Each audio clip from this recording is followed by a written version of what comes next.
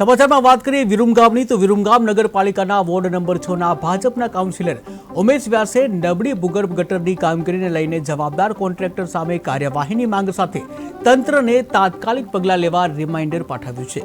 Municipal કાઉન્સિલરનું કહેવું છે કે આ અગાઉ પણ તેઓએ કોન્ટ્રાક્ટરનું બિલ રોકવા, કોન્ટ્રાક્ટ રદ કરવા તથા તેને બ્લેકલિસ્ટ કરવાની માંગ સાથે લેખિત રજૂઆત કરી હતી, પરંતુ આમ છતાં પણ પગલાં લેવામાં આવ્યા ન હતા।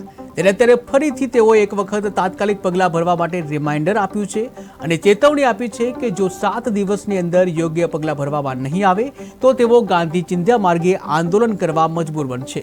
કાઉન્સિલરે વધુમાં જણાવ્યું કે કામગીરીમાં ઘોર બેદરકારી, આપકાજી કન્સ્ટ્રક્શન અને નાગરિકોને સતત પડતી તકલીફોને આક્ષેપરૂપે ઉઠાવી છે।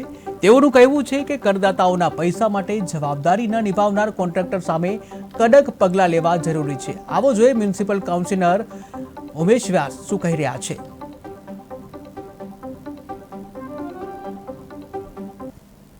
મારું નામ ઉમેશ બિપિનચંદ્ર વ્યાસ છે। વોર્ડના કાઉન્સિલર તરીકેની જવાબદારી છે। વિરમગામ નગરપાલિકામાં પક્ષના નેતા તરીકેની જવાબદારી છે। વિરમગામ વિસ્તારમાં તેમજ વોર્ડ નંબર 6 માં વિવિધ વિસ્તારોની અંદર ભૂગર્ભ ગટરના પ્રશ્નોએ માજા મૂકી છે, તેમજ એજન્સીને અવારનવાર રજૂઆત કરવા છતાં તેમજ નગરપાલિકાના કર્મચારીને જણાવવા છતાં કોઈ કામગીરી કરતા નથી। તેના અનુસંધાને તારીખ 24/6/2025 રોજ ચીફ ઓફિસર વિરમગામ નગરપાલિકાને પત્ર દ્વારા જાણ કરવામાં આવેલ છે કે એજન્સીને રદ કરી અને એનું પેમેન્ટનું ચૂકવણું ન કરવા જણાવેલ, તેમ છતાં આજ દિન સુધી કોઈ કાર્યવાહી કરવામાં આવેલ નથી।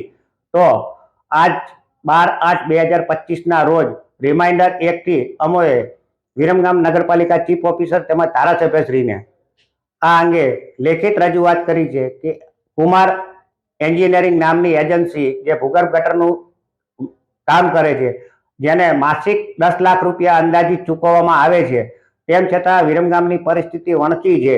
તો આવી એજન્સીઓને રદ કરી પેમેન્ટ ન ચૂકવું તેમજ બ્લેકલિસ્ટ કરવા અમારી માંગણી છે। જો દિન 10 ની અંદર આ કોઈ પગલાં લેવામાં ન આવે તો અમે અમારા સમર્થકો સાથે ગાંધી ચિંધ્યા માર્ગે નગરપાલિકા સામે આંદોલન કરશું।